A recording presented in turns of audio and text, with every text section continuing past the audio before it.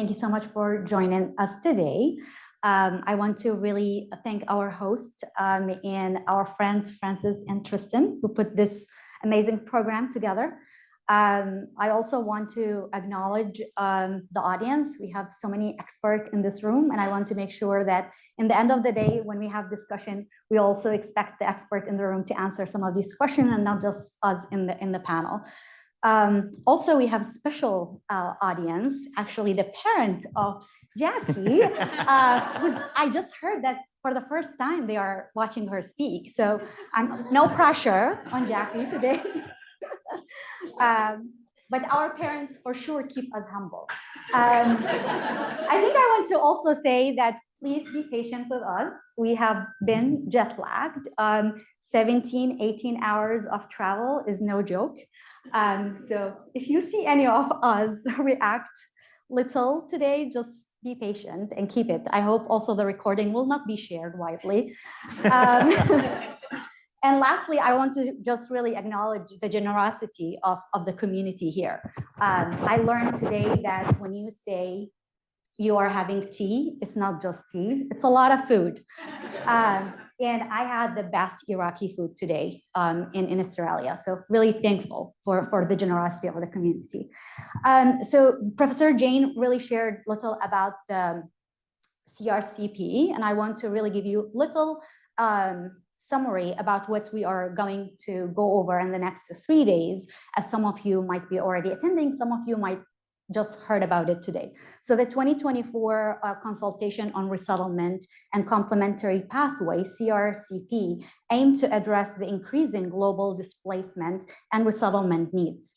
Led by Australia, this year's focus on advancing the 2030 roadmap, aiming to expand resettlement opportunities and complementary pathways for refugees.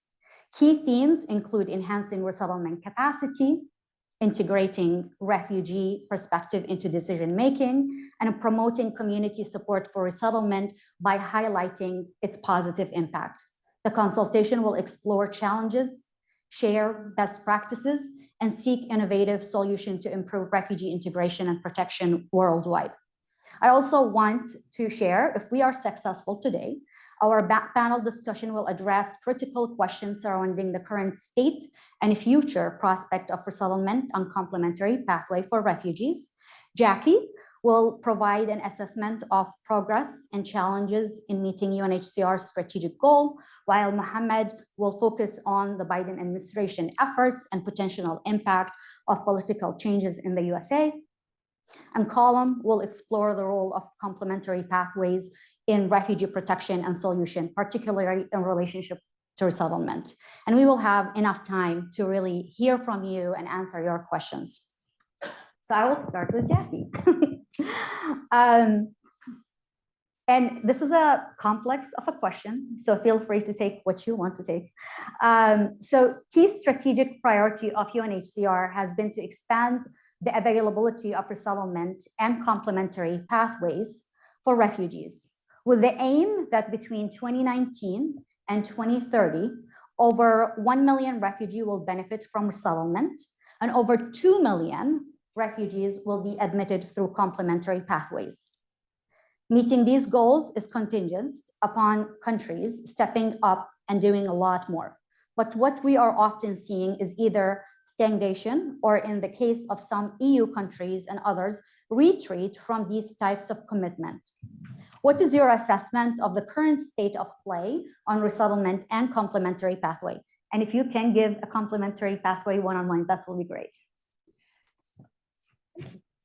So hello, everybody, and really just to multiply the thanks and the appreciation for the welcome at absolutely every level. I think this has been a fantastic couple of days, and we're really looking forward to the conversations that will now take place here in Sydney with people from all over the world, and in fact dialing in a couple of times as well. 101 complementary pathways. Just to start at the very basics, what we're looking at, and any question that we talk about refugees, we're looking at protecting people against being forced to go back to a place where they are in danger of being persecuted for a selection of reasons. So anytime we think about what we're trying to do in the asylum space, we have to start with the fact that asylum systems need to function. People need to be able to cross borders. They need to be able to ask for protection, and they need to be able to rely on that protection for the duration of the time that it's dangerous for them to go home. Full stop. The Refugee Convention talks about the end of refugee status, the cessation of refugee status, in terms of where people might find national protection, because that's ultimately what we're looking for, right? A solution to refugee status is when somebody is able to rely on a durable legal status that ensures national protection of all of their rights, economic, social, cultural, civil, and political. So many people, most people from the beginning want to go home. Most people want to go voluntarily home. They want their own country to fix its problems and for them to be able to rely on the protections of their state and of their civil society. And over time, most refugees have actually been able to go home. Difficult numbers today. We're not looking at great numbers in terms of people able to return. The other cessation clauses talk about when people find national protection elsewhere, either in their country of first asylum or in a third country, or indeed a fourth or a fifth country down the track. Resettlement has always been, since UNHCR was created in 1950, part of our job.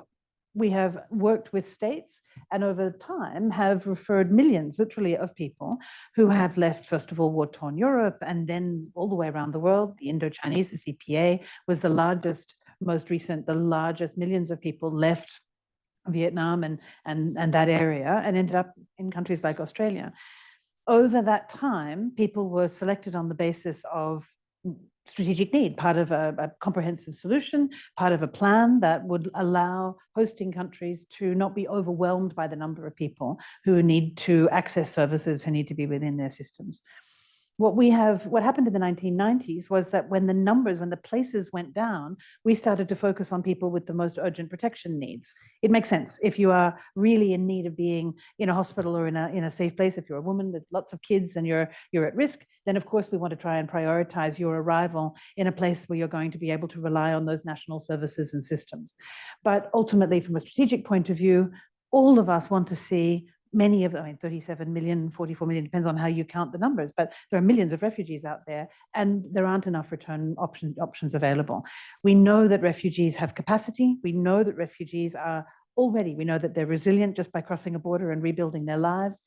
Complementary pathways are intended to be complementary to asylum, complementary to resettlement that was designed for protection or for strategic purposes. The purpose of complementary pathways is to give refugees access to the global migration system without having to lose their international protections, without having to give up that protection against return to danger. So we'll talk a little bit about that. Very quickly, answering the question, it isn't UNHCR's strategy, it's all of our strategy. The consultations agreed in 2018, that we would aim for 1 million people resettled before the end of 2030, and 2 million people moving via complementary pathways, via these protective migration systems. You can say that we're doing well, you can say we're not. Actually, resettlement, we're at about 28%, which is kind of on course. If we manage to stay the course, we've got 280,500 people who have moved. This is departures, not submissions, many more submissions, which means there are numbers of people waiting to go through the process. Complementary pathways is even more, right? So if we're looking just at OECD numbers, so that's 27 countries, and we're only looking at the 7 most significant asylum-producing countries, then we're looking at about 750,000 people who have moved through regular migration and who are reported through national systems, who are moving on complementary pathways. We're at about 38%. Those are the tip of the iceberg. Most refugees, I've been in 5 countries in the last couple of weeks. Australia has no idea where I was. That's a good thing. Most refugees, if they're able to travel on a travel document that protects them, if they're able to come and go with exit visas and entry visas, most refugees should be able to move around the world without anybody tracking them. So what we're counting is actually significantly under. I think we can be hopeful. We've seen countries that have had trouble with housing. We've seen countries that have had trouble with all sorts of things coming online, coming and growing, shrinking, growing and shrinking. It's a normal part of the way that resettlement and indeed complementary pathways works. I think we have to keep the course. Thank you so much, Jackie. And I'm sure we will come back with more questions. In the meantime, I want to go with Mohammed. So going back to the United States, so historically, the USA has been the largest provider of resettlement places for refugees and has also played a significant role in facilitating complementary pathways. What progress has the Biden administration has made to the expansion and equality of provision of resettlement and complementary pathways? And what challenges have you identified along the way? Also, in November this year, USA will hold its next federal elections. And there is the possibility that Trump may be elected for a second time. How would a change of government in the USA impact the global provision of resettlement and complementary pathways? So double questions. Yeah, it's the easiest question on the block. I saw a few heads shaking right here in the front row. So it's certainly a challenging time in the United States, and it has been for the last 4 years. But it's all to say that no matter the efforts of the previous administration over the last 4 years, there has been a rebuild of the traditional resettlement infrastructure across the United States. But really, to answer that question more sort of fully, the United States over the last 4 years has dealt with significant challenges. And I often like to sort of, I think about it in dimensions, and really the resettlement and complementary pathways infrastructure, I think about it in sort of 4 response points, right? One is, of course, our traditional resettlement program is set every single year. There's a presidential determination.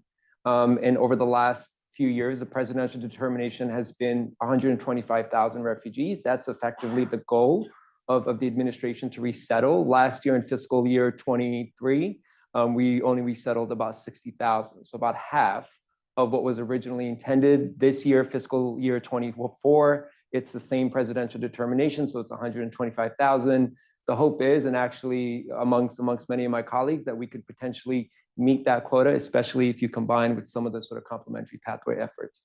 The second sort of dimension of how we've been operating in the United States is, of course, innovations in the field. The Welcome Corps program, which my colleague here, Basma, has sort of leading across the United States, that has been a really significant part and has really contributed, I think, to organizing and energizing local community members to really engage critically and fundamentally, both in sort of post-arrival support, but certainly I think it's shaped some of the public opinion around the country as it relates to the public's responsibility for engaging and really, I think, sort of embracing sort of refugees in local community settings. And then, of course, there were the challenges faced with the evacuation, the fall of Kabul. The United States originally accepted roughly around 79 to 81,000 Afghans. That number is eclipsed, I think, closer now to 120,000 Afghans across the United States. That's a pretty significant number. And then, of course, Ukrainians, there are about 217,000 now Ukrainians who've been provided humanitarian parole status, so protected status, temporary as it is, but it's protected status at least. 117,000 of those folks were brought by the United for Ukraine program. So when you think about those numbers, 217,000 Ukrainians, 120,000 Afghans, that's 350,000 just from a response perspective. Then you think about the resettlement infrastructure and the number of refugees that have been brought to the United States. And then, of course, some of the other complementary pathways, family reunification and others for Afghans and so forth. That all happened at a moment when the administration was rebuilding the infrastructure. So I think the United States has, I think, done as well as one could hope in an environment where really the resettlement infrastructure was fundamentally and technically decimated.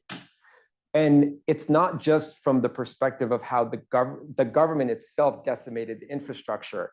But at the same time, because that had happened, you saw local resettlement agencies close shop. You saw nonprofits not able to raise money for their work. So really, we're talking about the entire architecture of the resettlement program, not just that which was government-led, but that which was all civil society-led, and then of course, community organizations and so forth. Now, to rebuild that in 4 years, it's not possible, right? But the fact of the matter is, there was enough enthusiasm and energy and focus and conviction to want to build that. And I think that's a really strong message for us, particularly as governments, sort of cycle their ways between sort of conservative and sort of more liberal sort of central governments. The final point here is we of course have a pretty large southern border, and that comes with its own complications. We're dealing with quite significant complications right now at the U.S. southern border. There's been a rightward shift in our politics as it relates to asylum law. And the reason I'm stating that, although it's outside the sort of traditional realm of resettlement, is that public opinion in the United States is deeply shaped by what happens at the border. And what often doesn't get counted enough or discussed enough is that the public's perception of what occurs in and around the southern border has downstream consequences for public support for resettlement programs. Because the narratives of chaos have a powerful grab, they have a power, they're a powerful and generating force in shaping scarcity and security mindsets. And so I mentioned that because a lot of my training is in strategic communications. And so we think a lot about the ways in which those narratives ultimately influence and shape the kind of, sort of long-standing, enduring protection programs that we really need to be able to respond to emergency crisis, but at the same time build complementary pathways for those who can provide considerable sort of national sort of support, right, across our economies and so forth. And the point around the Trump administration, I mean, they've been pretty explicit, I think, in some of their public correspondence around what it is that they might want to do. And I think that it's going to be a significant challenge, but a challenge nonetheless that certainly I know that like many of us are up for, certainly I am up for, but just because of conservative government comes into place, it doesn't mean that the entire system all of a sudden goes kaput.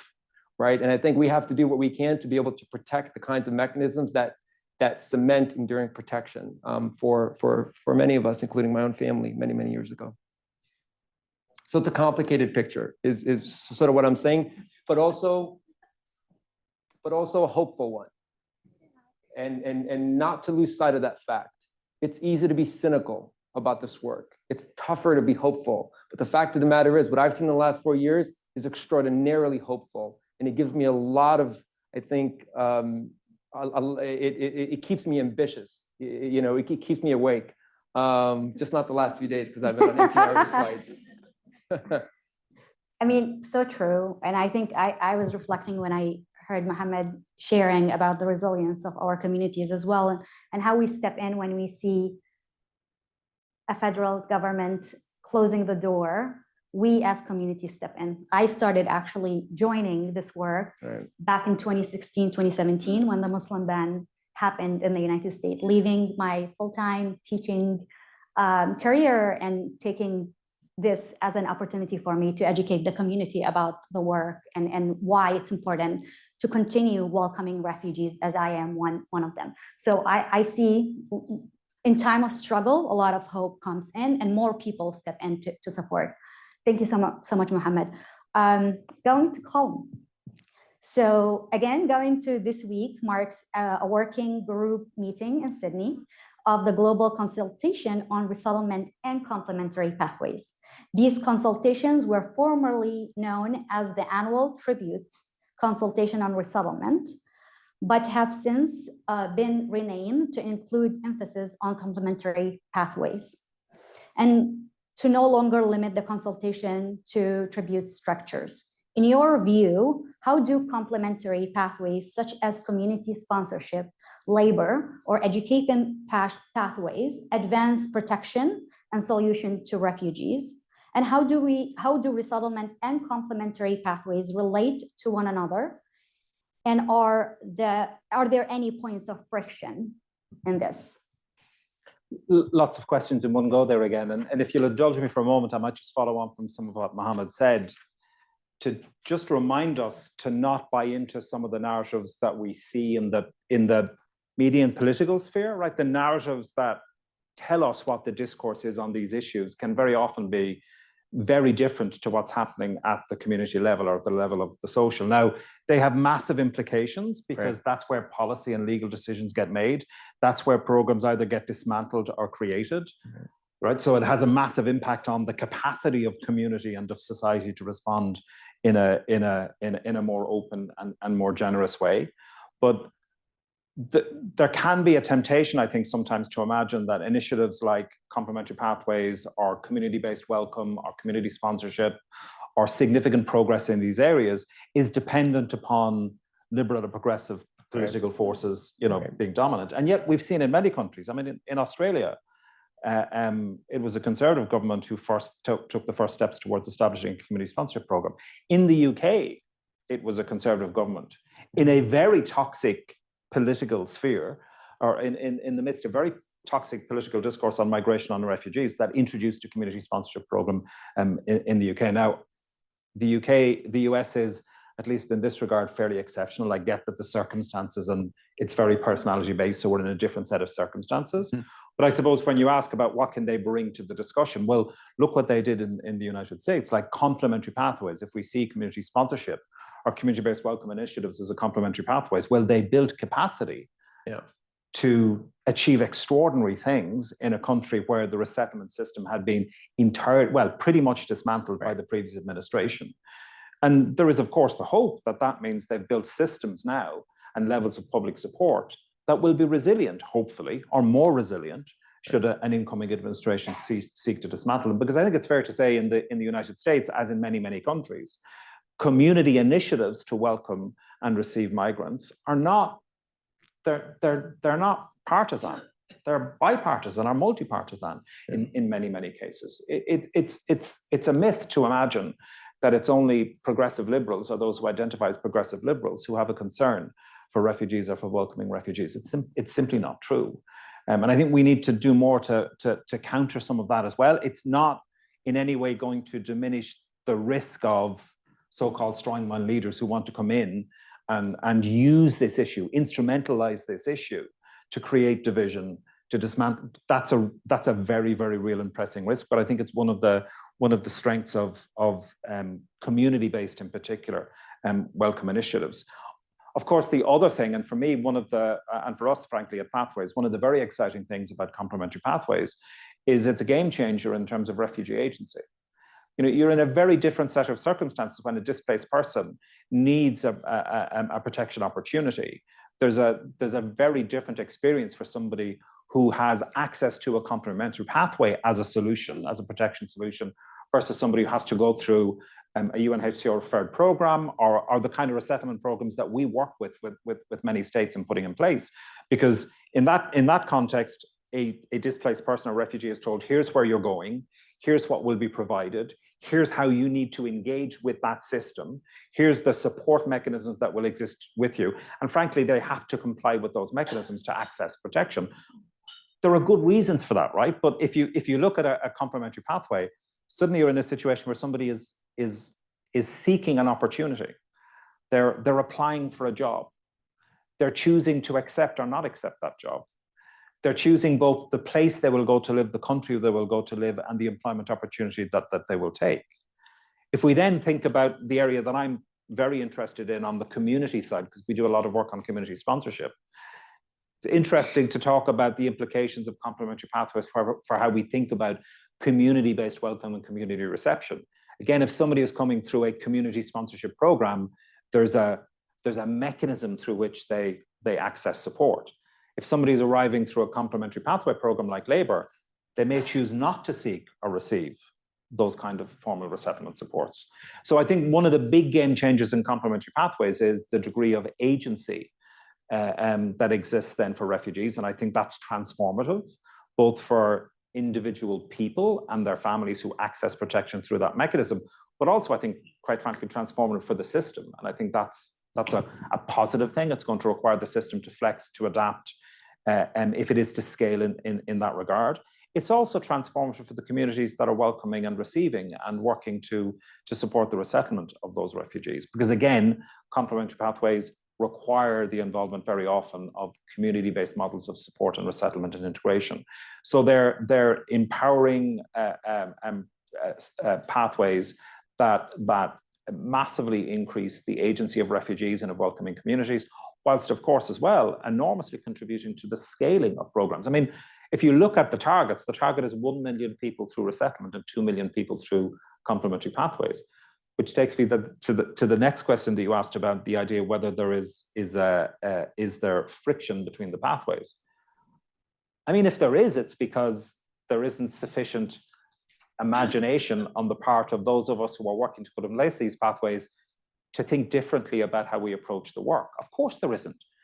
We're talking about building out systems of protection that over the period 2019 to 2030 can provide protection for 3 million people. We talk about 1 million people through resettlement to 2 million people for complementary pathways. There's no suggestion of conflict there. Conflict and tensions where they exist really are about how do we begin to adapt the systems and the processes that we use to provide both access to pathways, be it a traditional resettlement pathway or complementary pathway, and then on the back end, on the reception end, how do we flex, adapt, and reorientate our reception capacity to be able to support those pathways. Those are not tensions, right? They're challenges. Tensions may arise within them, but I think if they become tensions, we need to look a little bit deeper about what might be motivating those tensions, because like there's no good reason for them to exist. There are challenges, there are struggles, there are difficulties. It'll require adaptations, but I think there'll be valuable and rich adaptations that will strengthen protection overall if we get it right. Thank you, Colm. And always inspiring to hear your movement building around community sponsorship. And I also want to shout out, is it community sponsorship team here who are leading the work in Australia here, I heard today. If you can stand up, please. Over here. Just want to make sure that we give them a great shout out for all of the work that they are doing. Job, man. Thank you. And other partners. Yeah. Oh, please. Nice. Come on. Don't be shy. Because at the end of the day, it's about people. Thank you so much for doing the work.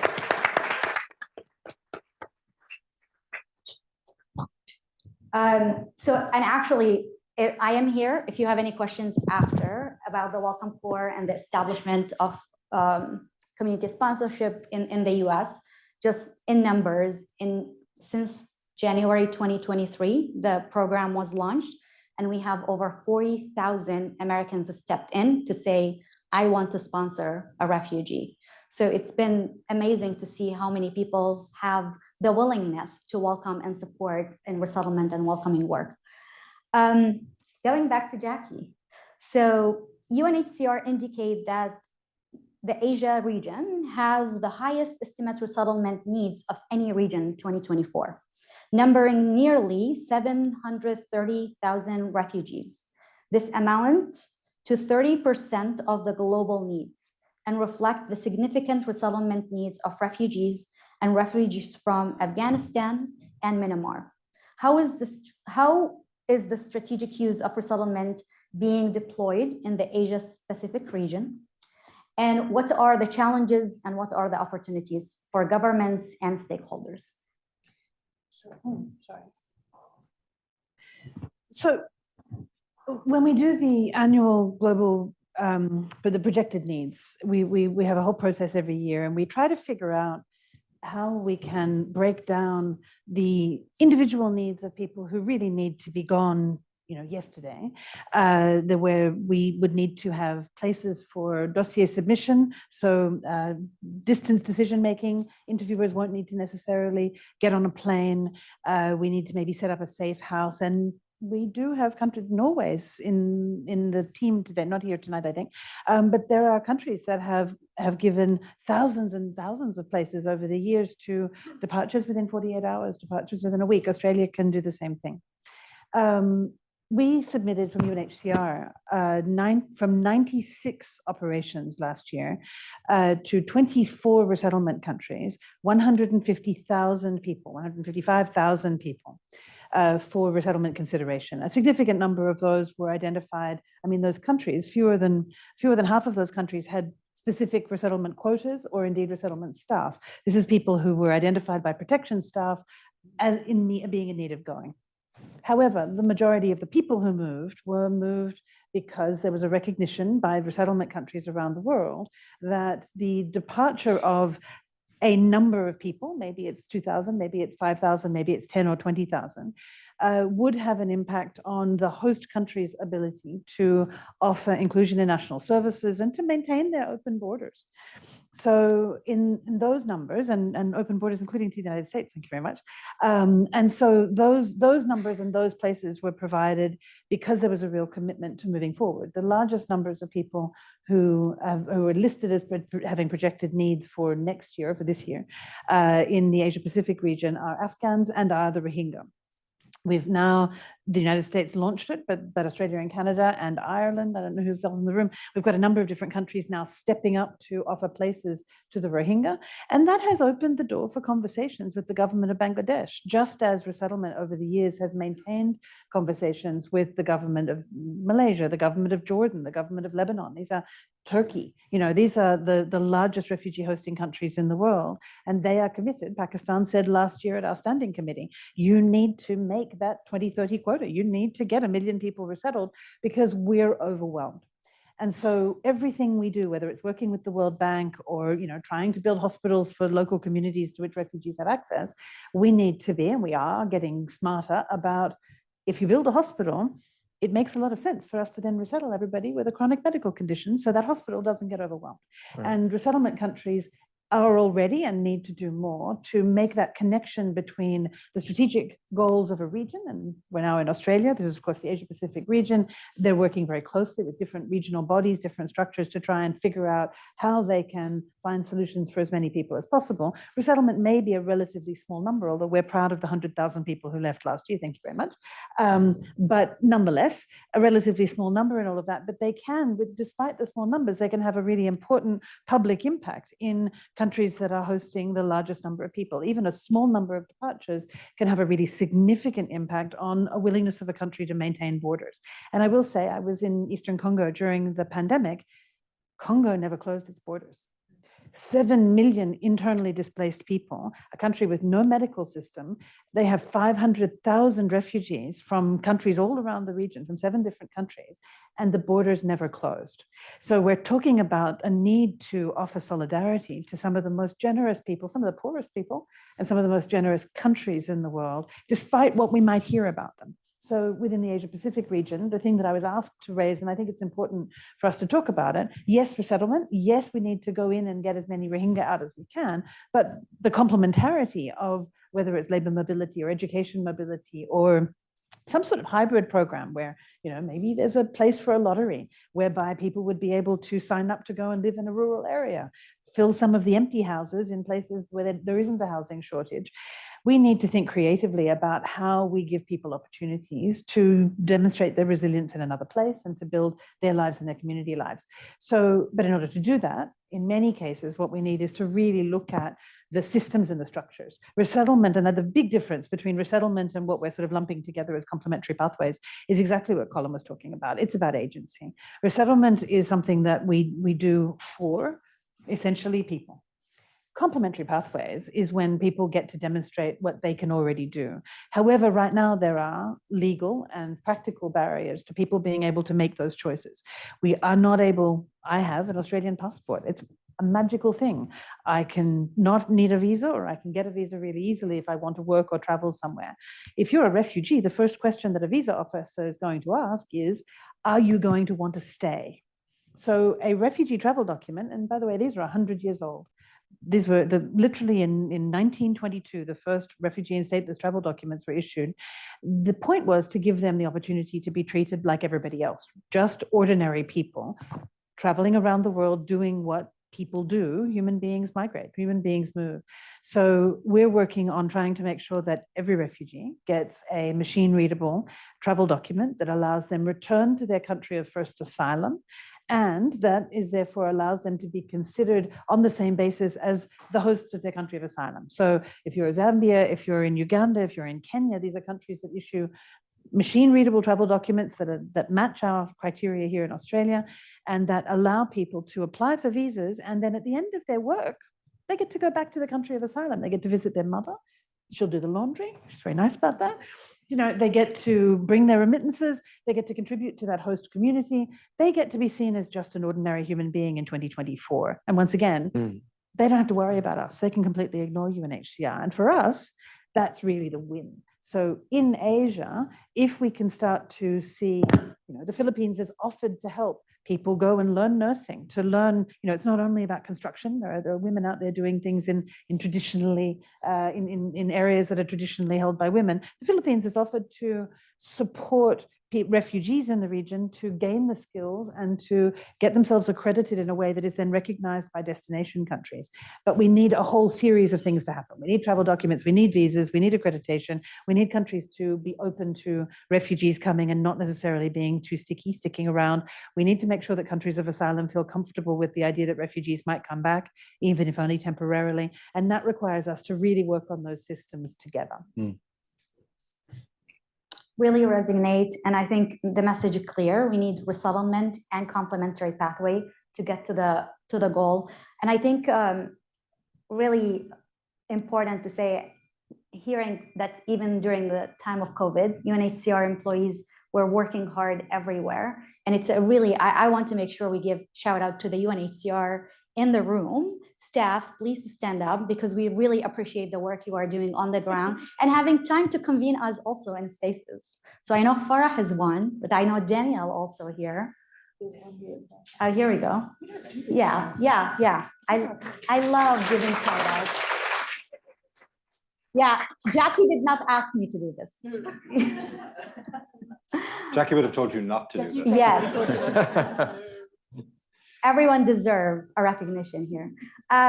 Going back to Mohammed. So you are currently co-chairing the CRCP, Refugee Advisory Group.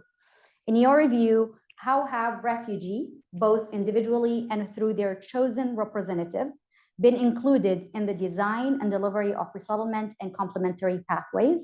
And how successful has this been, and what further work is needed? Yeah, I'm gonna do another shout out. Yeah, let's keep it going.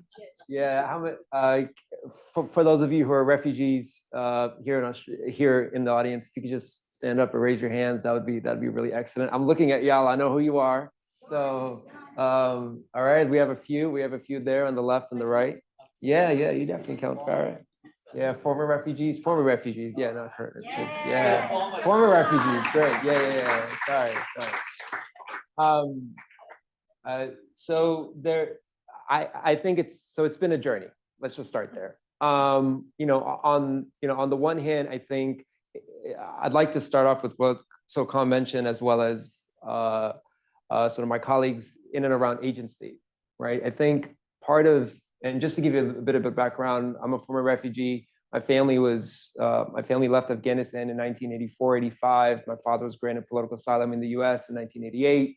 Then we came by family reunification in around the mid-90s. And so I was quite young. And so that certainly had a lot to do with my ability to be able to, to be able to sort of move through the system in the United States. I'm so fairly privileged and lucky to have had that experience. But as I look at the sort of the ecosystem, I think the ecosystem has been on a journey, and I think it's happening at multiple levels. And I'll start at the most local level, because today we had just some remarkable site visits. We were at a community center, an Afghan-led community center, sort of a refugee-led organization that was doing some remarkable capacity building work. I mean, they had been involved in responding to the COVID crisis. They were doing English language courses. They had the full gamut and the full spectrum of programmatic services being delivered to that community. And then also certainly sort of in collaboration with other organizations. And so really what you have is you have the integration of these kinds of organizations at sort of at that level of post-arrival support. And I think that is cross-cutting across like geography. It's cross-cutting in the United States, certainly. That was a really strong element of our response to what happened in Ukraine, certainly for, in receiving 120,000 Afghans. And I think that like that is a fundamental foundational anchor for refugee engagement and integration across the resettlement and complementary pathways architecture. That needs to be sustained, that needs to be resourced at the government and civil society level. And most importantly, and this came up certainly today, they need to be given the recognition that they rightly deserve. And I cannot state that enough. And so if you're working with the refugee-led organization, ensure that you recognize them in the ways that they want to be recognized, not in the ways that you think they should be recognized. And so that's sort of clarity number one, sort of point of clarity number one. The second is that states themselves are developing mechanisms because they fundamentally believe that now what you've had is if you've had many decades of accepting or sort of providing enduring protections to refugees, they've gone through school, they've gone through all of the elements, and many of us like Basma and myself, we're not professionals in this field, and the reason that I state that is I am not very interested in being an observer to the system. So if you want me to observe, don't invite me, I won't come. I'm honest, I'm just really frank about that. I'm an equal, I expect to be treated that way. And so we want to be engaged technically. And that's really fundamental because we care a deep amount about the technicalities around ensuring that there's efficiency and there's success in these systems. And so that leads me to sort of what UNHCR has been doing across the board. I'll start with the Global Refugee Forum, over 300 plus refugees. We're there out of a total of attendees of 4,800, but progress is progress, right? At the last GRF was about 70 plus. And so, but then at the mechanism level, specifically with the CRCP, there's a refugee advisory group. And this group is made up of 20 experts who are former refugees who have different sets of competencies, some in research, some in the technicalities around post-arrival support services, some on sort of policy frameworks, et cetera. But they effectively are then put in positions to be successful and to advance some of the core fundamental streams of work that UNHCR is doing in and around the consultations. And I think that it's kudos to UNHCR for building that kind of mechanism, but really integrating that mechanism within the life cycle of the policy making and the policy framework making. And I think that's really, really essential. Again, and mechanisms like this, effectively, they only are successful to the extent that they're embedded into the policy-making process. If you essentially just establish them for the sake of establishing them, it's not very efficient. It's also a waste of your resources, honestly. And so in effect, like the technical integration, I think it's a fundamental next step in ensuring that happens. And that has to happen both at the domestic national level, but certainly at the multilateral level. We've seen some significant advancements in that area, and there are many colleagues who do that work here. So I do recommend you sort of to connect with them. And the parent of Jackie, I'm sure you're so proud of the work that she's doing, and I know you have some comment about the refugee-led work that's happening. I think one of the things that, and we were talking about this before, Yeah. there's a real shift in the advisory panel role from a time when lived experience was enough to a time when we're really looking at refugee professionals. You say you're not professional, nonsense. When we're looking at people who are professional and knowledgeable in all sorts of parts of this field, and we're able to bring that professional experience to bear with the lived experience woven through. And I think that has been the biggest shift for me with regard to the Global Refugee Forum. Right. The first Global Refugee Forum, we wanted refugees there, but we weren't really sure what we could do. And all of a sudden, we had, in fact, it was more than 300. Those were the 300 that we kind of funded. Sorry. But we had a huge number of people who were lawyers, right? We've got hours and hours and hours of law firms offering free services in the next $1 billion, I think, of legal services. A huge number of those are people who happen to be refugees.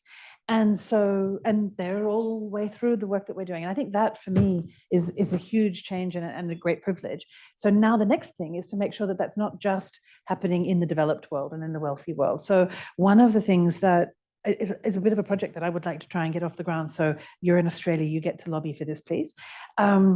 Australia, Canada, and a couple of other countries have migration agent systems whereby a license is needed in order to be able to give migration advice. So one of the things that we've talked about with the Australian government, and I'm not promising on their behalf, but is the idea that there would be a sort of shorter, a more limited accreditation that would be able to be attributed to people after training in refugee hosting countries and refugee hosting areas, so that the people who don't want to go for third country solutions, and that might be people who are carers, who are looking after family, etc., but who do have the education and the capacity to build something where they are, might be able to put together, maybe it's an NGO, maybe it's a little for-profit deal with a schedule of payments, to fill in forms for people who want to go on family reunification, to fill in forms for people who want to apply for visas. These are really complicated things to do.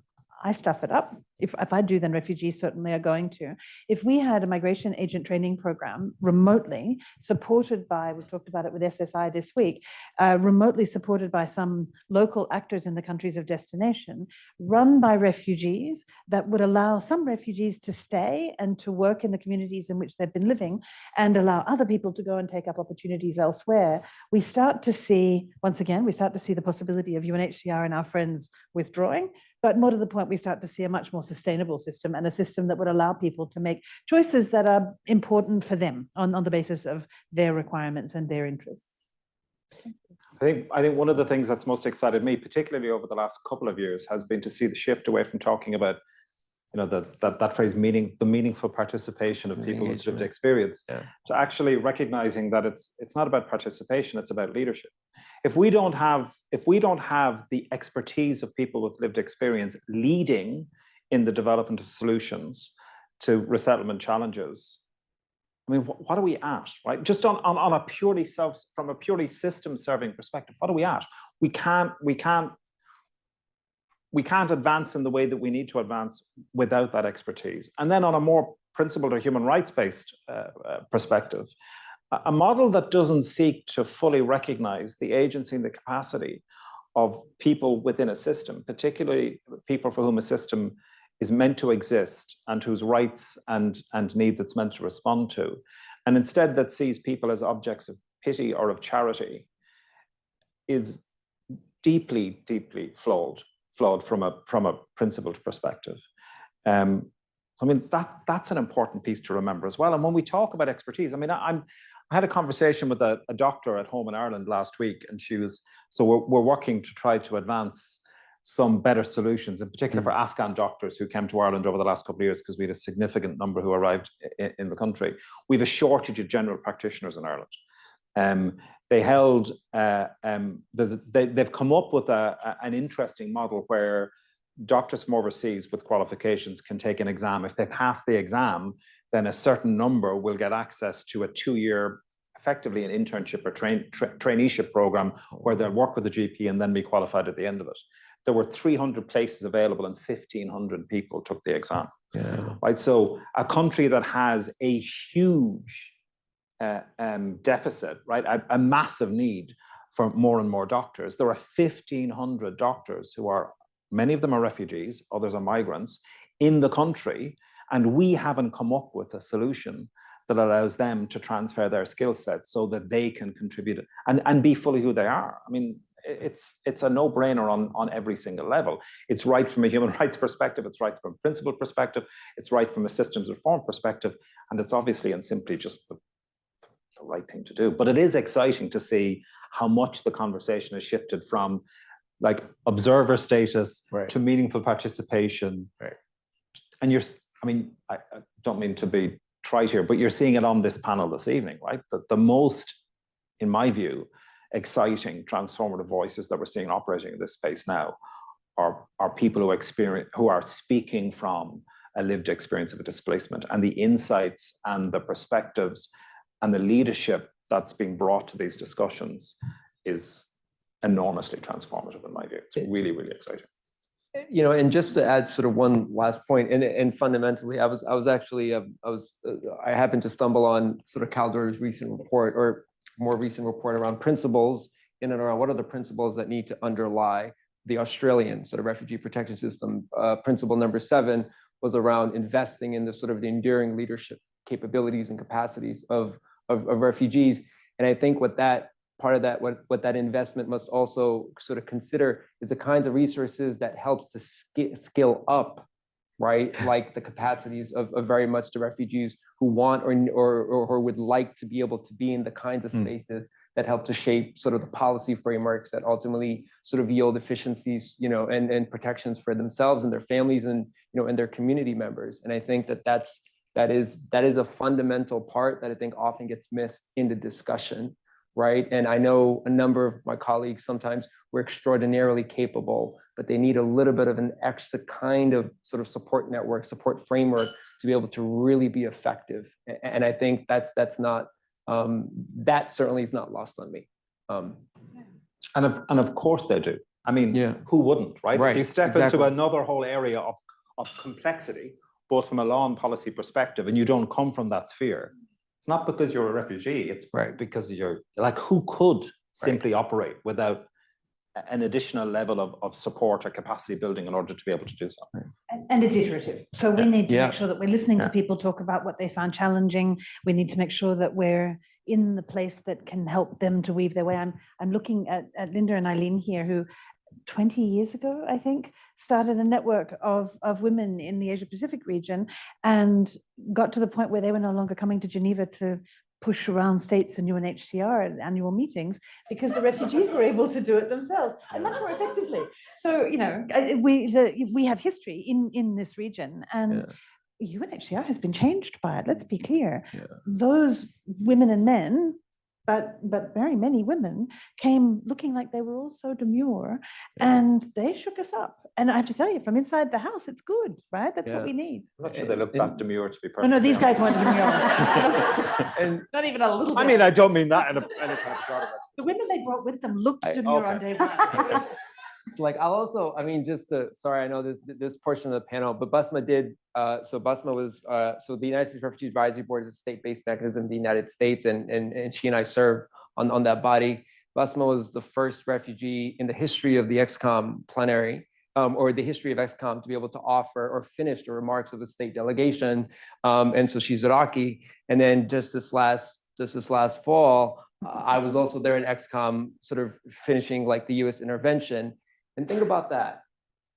Over the last 20 years, the United States' largest wars have been in Iraq and Afghanistan. And the two people who offered closing interventions were both from Iraq and Afghanistan. That is extraordinarily powerful. It's not lost on me, the gravity of that, right? But at the same time, I also want to ensure that there's levels of accountability, both like there's bidirectionally. And I think the way that I think we as refugees or former refugees can hold ourselves accountable is we have to make sure that when we are representing, you know, in front of bodies like this and consultations or otherwise, that to ensure that the people that are representing or offering that kind of expertise are the right people to be in those spaces and chairs, right? And so I think that's really, really fundamental. And that's the way in which we as former refugees have to hold ourselves and our ecosystem accountable, right? We have to do our part in ensuring that we offer the most technical grounding in what it is that is expected of us, right? And so I think that that's a challenge to, you know, my colleagues in that space. And so because you can't have accountability one way. And sometimes it is often about advocating UNHCR, advocating X, you know, government or so forth. But what about holding ourselves accountable in that same very vein and with the same levels of intensity and focus and conviction? That's really fundamental. Yeah, chills. Yeah. So I mean, I don't need to stop them because this is the most thing that we talk about, and I feel like it's never enough to talk about refugees leadership and inclusion and making sure we center people with lived experience in decision making. I also want to flag that Tristan in this room have amazing publication around refugees leadership and inclusion that I want to make sure that you read it. I spend my 17 hours of travel reading many of them. and I did not get tired. But there are some really good publication in the region about this topic, and I really appreciate all of what this center doing to make sure that refugees leadership centered in the work. I guess I am done with my question. I know one more question to you, Colm. It's up to you if you want It's to. okay, I don't mind. I know that You should give him the talked- hardest you- question. You, The hardest talked question. about I can it. see it, it's not that hard. I really, you talked about it. Like you talked about it, about how you handle it with the Afghan doctors and how you brought in the health sector into the work. Maybe speak a little about how complementary pathway bringing in new partners who we did not think about it before in this work. And after that, we will take questions from the audience. But by design, complementary pathways mean that you have to bring in new partners, and new partners as very active participants, both in the design, but then the implementation of the pathways. So an education pathway means that you have to bring in education pathways. You're working with institutions and educational institutions to be part of that process. If you're thinking about those pathways then also being supported by a community-based welcome piece, you need agencies. So already you're diversifying the range of organizations, groups, and communities who are involved in resettlement. And then similarly, obviously with Labour Pathway, you're bringing in employers, you're bringing in employment associations, you're bringing in the allied services that will need to support, potentially provide some resettlement support there. You're also creating then, I think, relationships between various parts of that evolving and emerging ecosystem.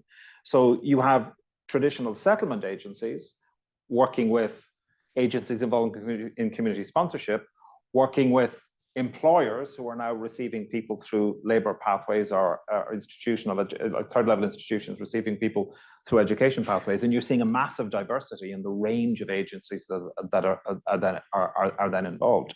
So obviously you see enormous diversity. Well, you certainly see enormous diversity beginning to come into the program. In terms of the impact, I mean, the impact of the work is extraordinary. I keep thinking back to my first experience of a complementary pathway in practice was going I used to work with Amnesty International in Ireland. I was the director there for many years. And we traveled to Canada to learn about Canada's sponsorship model, as so many people have done over the years. And I remember being in a building not unlike this, meeting with, I think it was KPMG in Canada. And they had done a very big program in response to the Syrian crisis, where they had rolled out a community sponsorship program across their offices in Canada. And they recruited a huge number of people, raised lots of money, and delivered lots of sponsorships within the program. And I remember the senior partner going, what they didn't consider was the impact that would have on their organization. So they did it because their people cared passionately and wanted to respond, and there was a mechanism that allowed them to do so. It's the other thing that complementary pathways do. They empower ordinary people to be powerful in a situation that's often presented as intractable, divisive, toxic, and hopeless. It makes it doesn't make people powerful. It allows people to manifest the power that they have, to have enormous impact on their communities, on the lives of other people, and on the further development of their communities. But in doing so, they're also transformed. I mean, these pathways are transformative, not just, and principally, of course, we're concerned with the beneficiaries of pathways, right? The protection need is the overwhelming concern, but actually they're incredibly transformative for those who get involved as well. I remember this partner in KPMG saying, what they didn't realize or understand was the impact and the positive impact it would have on their organization. So he said to me, we have lots of different disciplines. We've law, we've taxation, we've all of these different disciplines, and we have teams who operate within teams within these silos. Suddenly we had sponsorship groups being established across the organization from across these teams, and with people working together on something that they cared passionately about and developing relationships that carried beyond the work. So suddenly across the organization, they saw extraordinary capacity and creativity being unleashed within their business community. And that's exactly what you see in communities or groups of people, be they an educational institution, be it the HSE in the UK, the NHS in the UK being so involved in Labour pathways there with the recruitment and welcoming of many nurses from Palestine, actually, I think predominantly, and the upskilling of people upon arrival into the NHS system to have their qualifications recognized. So you see all of that capacity, you see all of that diversity, but then you see this incredible impact that is bigger than just the resettlement piece, which of course is enormously important and is at the heart of it all. It was a long-winded response, wasn't it? I said I'd be short. Yeah, there you go. Don't ask an Irishman to say something in short measure, ever. At least not this one. I'm not Irish, but I have an Irish name, so I'm going to try. I'm going to try myself. I think maybe two things.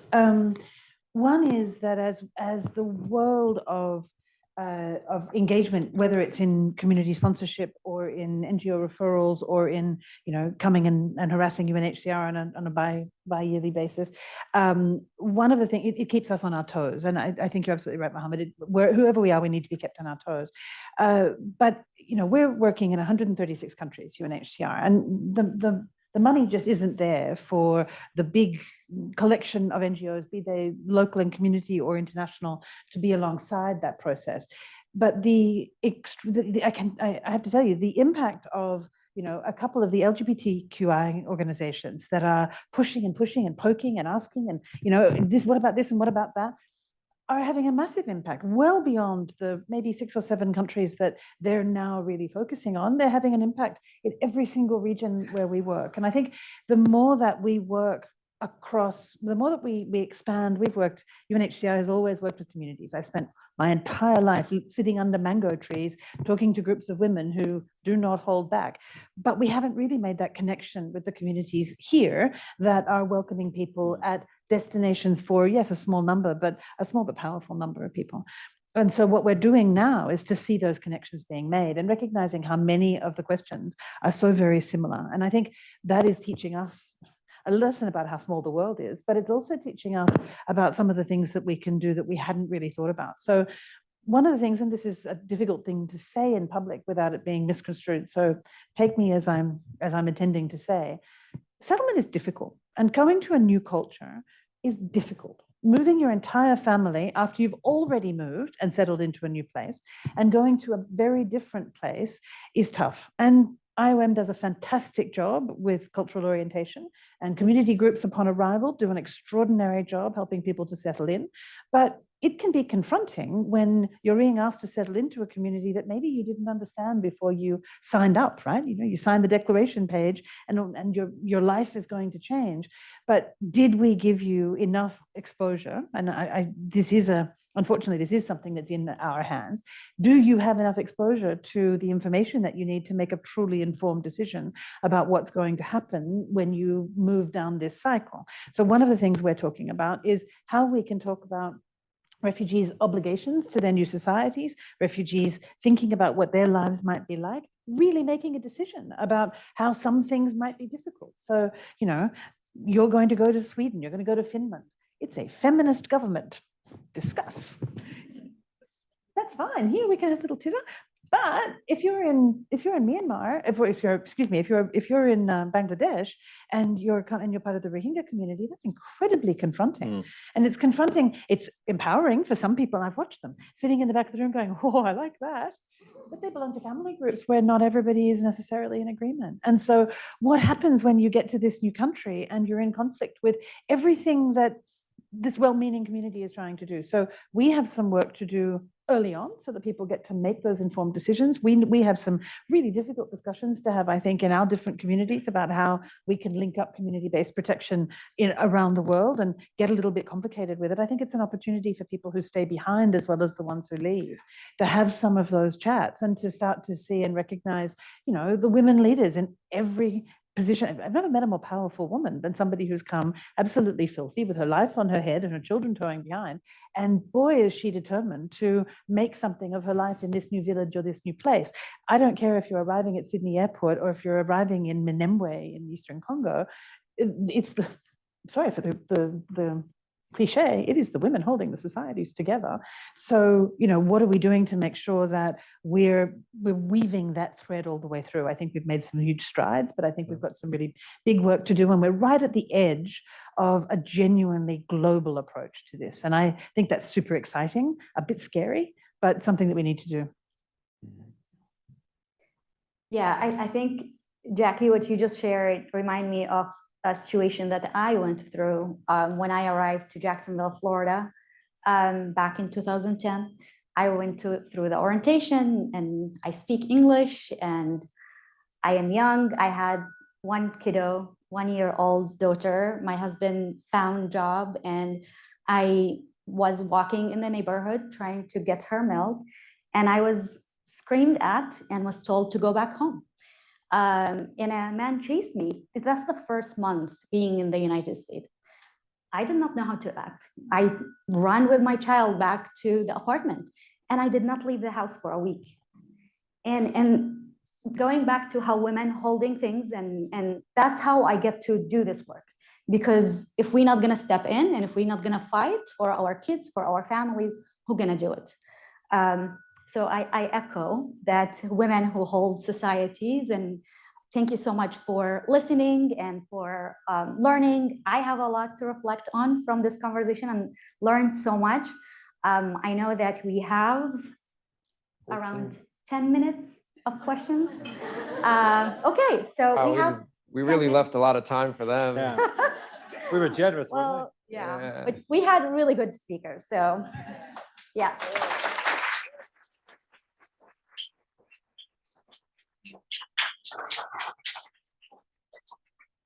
Okay, questions?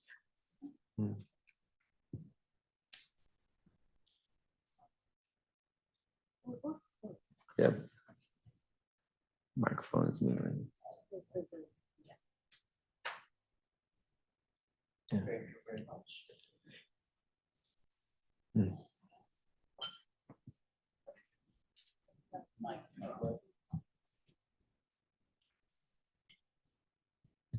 My name is Maurice Mukasa. I've been to this country for 6 years. I will start with a positive testimony. 1.5 years back, through Kaldor Centre, I addressed the challenge I had, having been received here. With my experience, I've been a prison chaplain for over 20 years. I've been training prison chaplains all over the world, America, Sweden, France. I've been to Geneva. I've been protecting the rights of others. I was very much concerned about my children that are left in Uganda for the last 6 years, not seeing them, not having peace. However much I'm eating, I'm well looked after. The good news, Kaldor Centre helped me, and we addressed this to the Minister of Immigration, and my children are here. They arrived in October last year. That's very positive.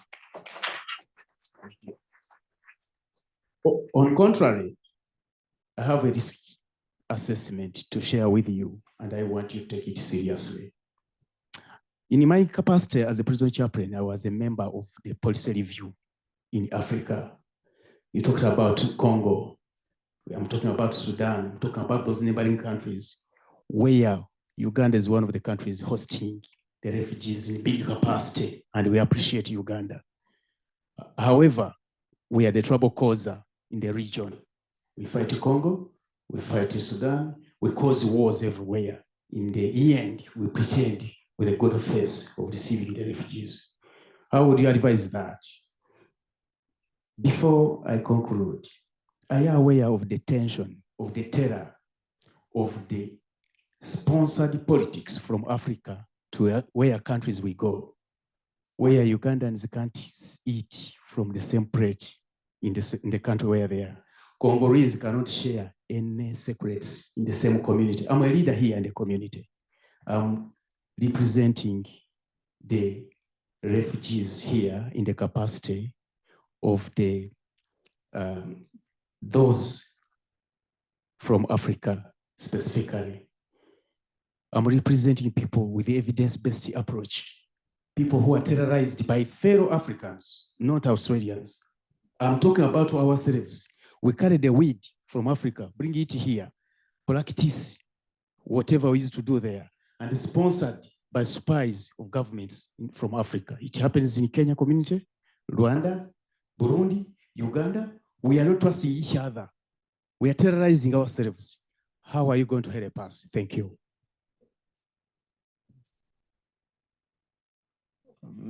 Let's take a couple of questions and maybe we can address it. So 3 questions. Thank you so much for your question. Question here. Yours. Hello, my name is Dungal. I'm a former refugee from Bhutan. Many of you would have heard about the gross national happiness, the happy country. So I fled Bhutan, leaving behind my 2-year-old daughter and my wife, never knowing I would ever see them again, and found happiness down under.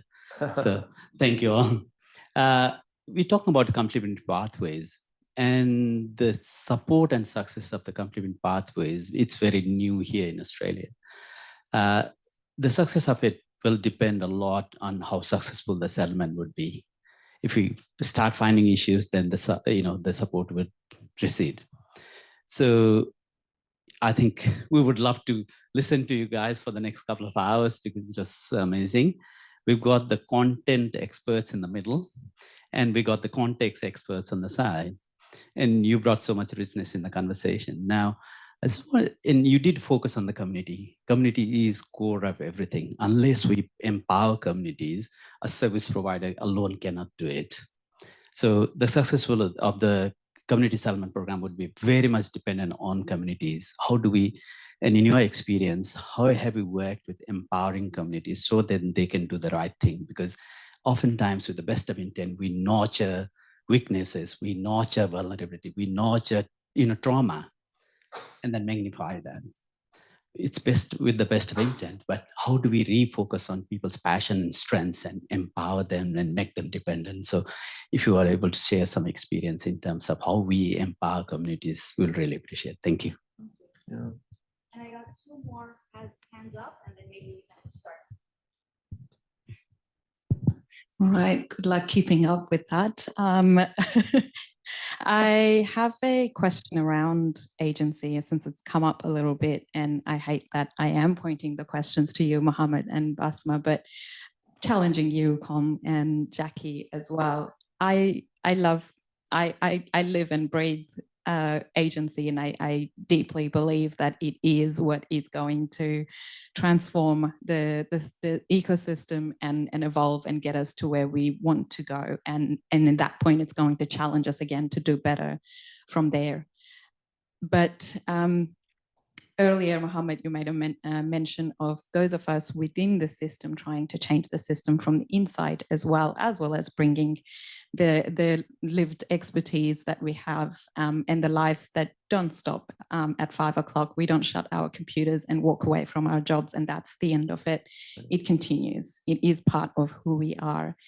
A question to the two of you: how do you contextualize that? How do you bring in your lived expertise and simultaneously hold space for your professional expertise? And at times where you might be expected to separate the two because it might not be very professional of you to talk a lot about your own personal experiences, and there is no one personal experience that represents every refugee story, right? And then Colm and Jackie, as the other partners in the system, how do you make space for both those expertise to be recognized and valued as assets and contributions to the system? Do we have another hour? We have one more question, and then we will start answering. We don't want to keep you after 8. Basma, this is a really great strategy. You give 5 minutes for us, 10 minutes for them asking questions. Oh, God. Thank you. And may I just congratulate all of the speakers. Prior to the rise of complementary protection, resettlement states would overtly or covertly reflect on integration potential in their selection of refugees. I'm interested to find out to what extent has the rise of complementary protection opened space for selection of people with greater vulnerabilities than previously existed? Great question. Thank you so much. Okay, so to get in time, we're gonna do it that way. I think I already communicated with our speaker who's gonna answer what. So let's start.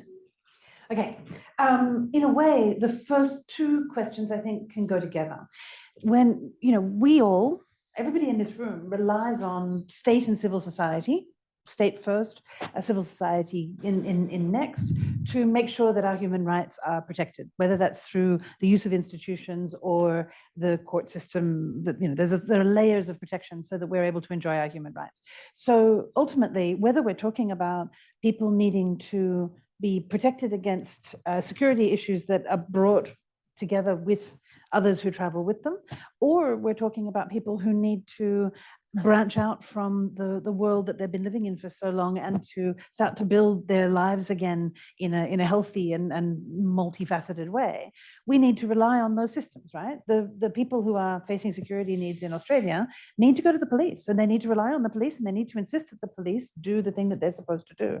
That requires civil society, I suspect, in order to make sure that we really are opening up, we're asking the questions, the police are genuinely doing community-based policing, which we're expecting them to do.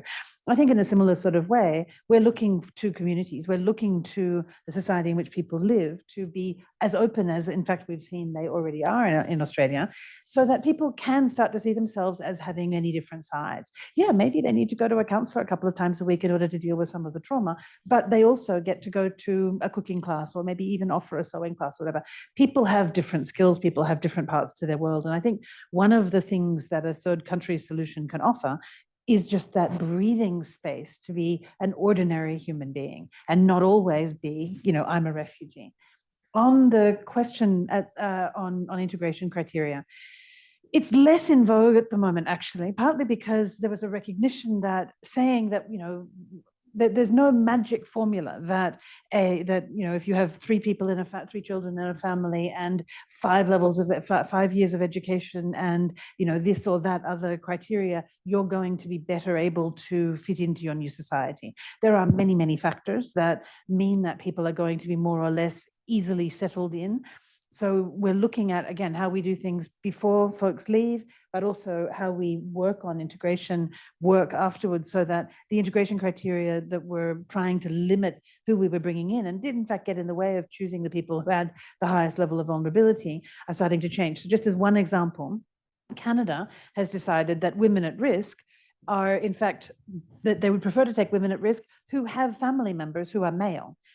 Yeah, because they say we recognize that male family members may not be able to offer the support that is necessary in Dadaab refugee camp or, you know, in wherever it is that they've come from. But those same people are going to be essential if that family is going to be able to settle in a reasonable sort of way. So therefore, we are now being encouraged to extend the family definition, obviously something that's, you know, that's been at the close of very, very close to UNHCR's heart for a long time, but to make linked cases for resettlement, etc., so that extended family can come together and some of those integration criteria just start to fade away. I think complementary pathways gives us the opportunity to narrow. I said that we submitted from 96 operations to 24 countries, 155,000 people. More than half of those operations were submitting people who desperately needed to leave. If we manage to keep open, because we've got complementary pathways, because labour mobility is satisfying some of the extra goals, essentially, of a migration system, but we manage to keep out, it's a small number. We don't need 155,000 dossier submissions. We need a very small number, but we need them to be really functional. I think it is actually giving us the space to do that. It's certainly giving us the space to have those conversations with destination countries. And finally, one of the things I think that you mentioned earlier, you know, how do we expand the space for the number of countries that are involved in this? One of the things that complementary pathways does is to allow countries that really don't have the social services that allow for persons with medical needs or, you know, high levels of support needs to take on refugees to their country, because the community is able to look after the integration requirements of somebody who already has a job upon arrival. So we're seeing in the Americas particularly a real interest in Brazil and Argentina and Uruguay, countries that already have hundreds of thousands of refugees, by the way, but really want to contribute to what's happening around the world. They recognize that they can't take people with acute protection or medical needs, but they are actually interested in giving people the opportunity to come on a work visa and then to use their community sponsorship program to allow them to have that opportunity to settle and to integrate with the needs that they have for integration, not the full package, but the thing that's pointed. By the way, Community Sponsorship Fund, watch this space. We're trying to get money from the wealthy world to the less wealthy world so that exactly that opportunity can be taken forward. Sorry, not advertising there. I mean, she answered many of the questions in one. So Colm, you can take it further. I want to try and give a perspective on Shannon's question, because I think it's such an important one about what do we need to do within the system. I mean, I'm going to tell you what I heard from the question and what it got me thinking about. In a very different context, I have experience of operating in a professional system as an expert by experience, where there were many potential judgments coming at me because I was a person with lived experience, right? So that there was a vulnerability that was attached. There was or if I expressed something that, well, that was somewhat unprofessional, or there was an intensity to what might be communicated. I think one of the things that we need to do within the system is get over ourselves and see the person as fully who they are, and understand and recognize that if somebody is presenting based, we just need to be able to let people. It's very hard to operate within a system coming from a lived experience perspective if you're always having to watch and be careful about, am I being appropriate? Am I being professional? We create those expectations. We create those kinds of challenges. I've never met in a context with which we were working together to develop solutions, anybody come from a lived experience perspective who wasn't entirely appropriate in whatever was being presented. Because if we, no, what I mean is nobody is always appropriate. But you know what I mean. What I mean is that but refugees get to stuff up too. But that's actually what I'm trying to say, and saying really badly, right? We need to allow people to be fully human in who they are and bring themselves to it. And in bringing all of their lived experience perspective, some of that will be challenging, some of it will be provocative, some of it will be uncomfortable, some of it will be deeply insightful, and all of it needs to be valued, and all of it needs to be facilitated and seen.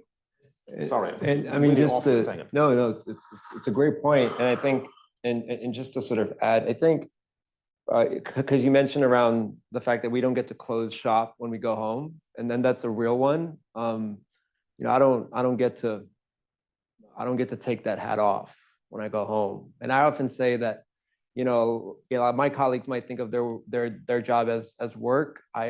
This for me is a mission. I am on a mission. I'm on a mission not because I am a refugee. I want to be really, really clear about that. Those are biographical details. You can find that out in any which way you might want, in any which way. I do this work as a refugee because I know what abandonment feels like. I know what loss feels like. I know what losing your family feels like. I know what it feels like to be a refugee. I don't do it because I am a refugee. That's my why. And I think we focus on the technicalities and the biographical realities of that experience, thinking that is the thing that keeps us upright and gives us that sense of agency. That doesn't give me agency. That puts me in a really dark past. Why would I want to be there, right? And so I think that sort of my ability to be able to operate in those domains, I think early in my career, much to your point, I think I really did separate personally. I separated the world that I came from versus the world that I operated in, right? But I started to realize over the course of my career that the ace in my cards were actually, I can activate the aces in my back pocket if I narrowed the delta between the two. And I think to Jackie's point earlier, when you can untangle your lived experience and really begin to think about it through the lens of a policy framework, as at least I can do in my own position in chair, I think that really, is able to make strong advocacy arguments and points to do the case making that I think is really, really necessary to be able to move that needle forward. At the end of the day, I am here to solve the problems, right? I'm not really very much interested in the pontificating. Right. And I think for me, I want to be put in positions, and I think refugees want to be mechanisms to be established for us to be able to help solve those problems, which, by the way, are shared. These are shared problems.